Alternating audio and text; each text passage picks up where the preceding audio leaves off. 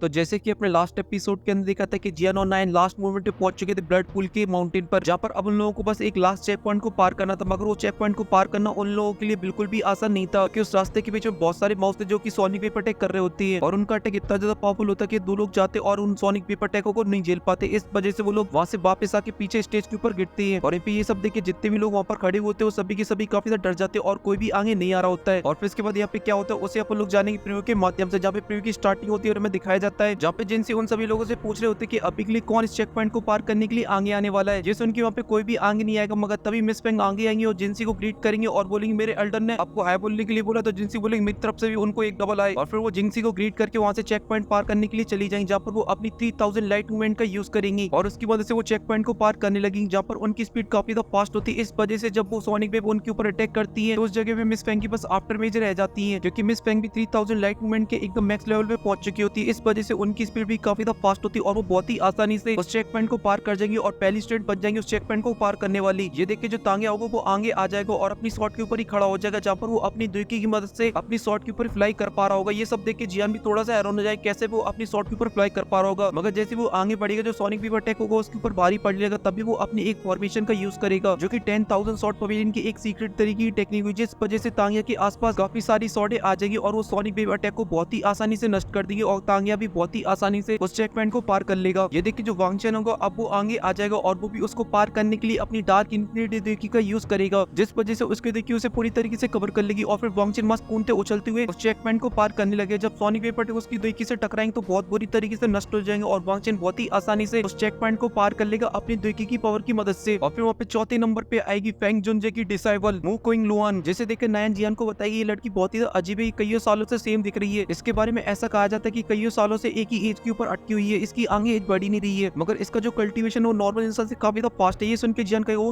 तेरी ऐसी बात है। और फिर वो प्यारी सी मू किंग लुआन उस चेक पॉइंट को पार करने लगेगी, जहाँ पर वो अपनी एक बांसुरी को निकाल लेगी और उसे बचाती हुई आगे बढ़ने लगेगी, जिस वजह से उसकी बांसुरी में से एक आवाज निकलेगी और उसके आसपास एक सील्ड का फॉर्म बना लेगी। इसी वजह से जो सोनिक वेव अटैक होंगे उसके पास तक नहीं पहुंच पाएंगे और वो बहुत ही आसानी से इस चेक पॉइंट को पार कर लेगी। जब तक यहाँ पे जितने भी लोग खड़े होंगे सभी लोग ये बोलेंगे इस लड़की ने सबसे आसानी से इस चेक पॉइंट को पार किया है, क्योंकि सभी ने इसको पार करने के लिए एक स्पेशल तरीके की टेक्निक का यूज किया था, मगर इसने तो बिल्कुल भी कुछ भी नहीं किया, बहुत ही आसानी से इस चेक पॉइंट को पार कर गई। और फिर इन लोगों के बाद वहाँ पे कोई भी आगे नहीं आ रहा होगा, तभी जियान नायन से बोलेगा चलो अब हमें चलना चाहिए। ये सुन के जो नायन होगी थोड़ा सा घबराने लगेगी और बोलेगी नहीं मैं इसे पार नहीं कर सकती, तो जियान बोले अरे चलो तो सब पार हो जाएगा, मैं हूं ना। और नायन ये सब इसलिए बोल रही थी क्योंकि अगर कोई भी इसे चेक पॉइंट को साथ में मिलकर पार करने की कोशिश करता है तो जो सोनिक वेव अटैक होगा वो डबल हो जाएगा। मगर जियान नायन को कैसे बनाएगा वो अगर आप लोगों को एकदम डिटेल के अंदर देखना तो वो आप लोग मेरी नोवेल की वीडियो के अंदर देख सकते हो। मगर वहीं पे अभी के लिए प्रीव्यू के ऊपर है तो जियान और नायन होगा वो चेक पॉइंट को पार करने के लिए आगे बढ़ जाएंगे, जहाँ पे जियान आगे होगा और नायन उसके पीछे होगी, क्योंकि जिससे जो सोनिक वेव अटैक होंगे वो जाके सीधा जियान से टकराते, जिस वजह से जो प्रेशर होता है वो काफी तक कम हो जाता है और नायन जियान का पीछा करते करते आगे बढ़ती जा रही होती, जहाँ पे जियान को अभी भी कोई प्रॉब्लम नहीं हो रही थी। मगर जैसी नायन आगे बढ़ती जाती है उसके ऊपर प्रेशर काफी ज्यादा बढ़ने लगता है, इस वजह से एक टाइम पे नायन वहां से पीछे खिसकी हुई चली जाएगी। मगर जो जियान होगा वो सही टाइम पे नायन के हाथ को पकड़ लेगा और उसे बचा लेगा और फिर जियान उसके हाथ को पकड़ के उसे आगे ले जाएगा, जहाँ पर जियान जैसे आगे बढ़ता जाएगा जो प्रेशर होगा वो और भी ज्यादा बढ़ता जाएगा। इस वजह से जियान को भी काफी ज्यादा प्रॉब्लम होने लगी, क्योंकि जियान अपनी दुर्की की मदद से नायन को भी बचा रहा होता है। मगर तभी जियान की बॉडी में कुछ अजीब सा होने लगेगा, जैसा कि आप लोग इस प्रीव्यू के सीन के अंदर देख सकते हैं, जहाँ पे जियान की बॉडी के अंदर काफी सारी वेव्स आ रही है और इन वेव से वहाँ पे क्या होता है वो तो हमें प्रीव्यू के अंदर नहीं बताया गया, मगर फिर भी मैं आप लोगों को बता देता हूँ। ये वेव्स होती है यान ड्रैगन पिल की, क्योंकि जियान ने जब उसे खाया था तब जियान को एक पावर मिली थी लॉइंग शटरिंग रॉड की, मगर वो अभी के लिए अपग्रेड हो चुकी और जियान के पास आ गई है ड्रैगन रॉड। और जब जियान उससे दाड़ेगा और फिर उसके बाद यहाँ पे क्या होगा वो आप सभी को पता चलेगा नोवेल की वीडियो के अंदर, जो कि आप लोगों को कल देखने को मिलेगी। मगर फिलहाल के लिए इस वीडियो में सिर्फ इतना ही, मगर मैं आप लोगों को बता देता हूँ इसके आगे भी बहुत कुछ होने वाला है, क्योंकि जो प्रीव्यू के अंदर हमें जो सीन दिखाए गए वो एपिसोड की स्टार्टिंग ही सीन दिखाए गए, क्योंकि इसके बाद भी बहुत कुछ यहाँ पे होता है और वो सभी चीजें आप लोगों को पता चलेगी मेरी नोवेल की वीडियो के अंदर, जो कि मोस्ट प्रोबेबली देसी मसाला एनिमे पर आएगी। अगर आपने अभी तक उसे सब्सक्राइब नहीं किया तो जाइए और उसे सब्सक्राइब कर लीजिए। मगर फिलहाल के लिए इस वीडियो में सिर्फ इतना ही, मैं मिलता हूँ आपसे नेक्स्ट वीडियो में, तब तक के लिए बाय।